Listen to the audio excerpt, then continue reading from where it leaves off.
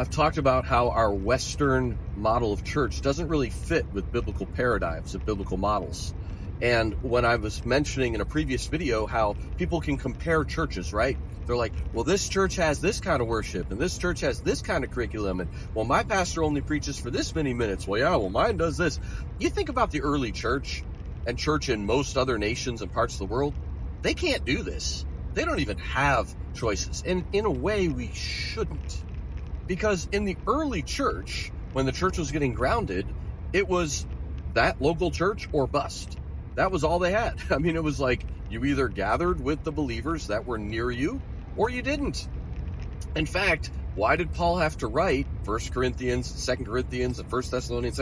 He had to write letters to the churches because they had to learn to work out their differences. They had to learn to come to agreement. They had to learn even how to do church. That's actually what Corinthians is about. You know that passage, love is kind, love is patient, love is long-suffering, all those things? It's actually written in the context of using spiritual gifts in the church.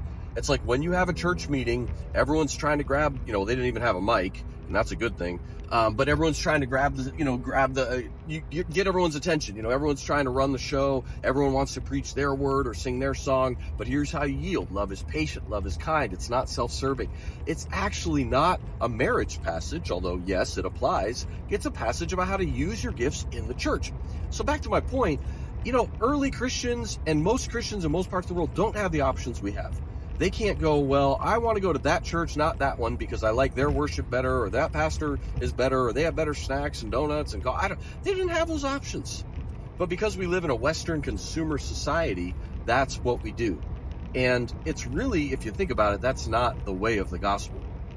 Obviously, people are doing ministry they feel called to do, but the ministry I feel most called to is calling believers into relational, smaller fellowships where you really encourage one another, you hold one another accountable, and you go out and try to live the faith that we all profess and say that we're practicing, but we have very little practical fruit to show. We have very little impact if we really size it up.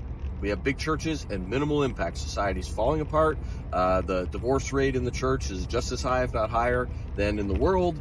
And there's all kinds of problems there. So that's what I'm calling people into, is come out of these options, dial down, your options and your freedom, but join with 1, 2, 3, 4 other believers or believing families and say, how can we live this out together, not attend a big service and think we're good.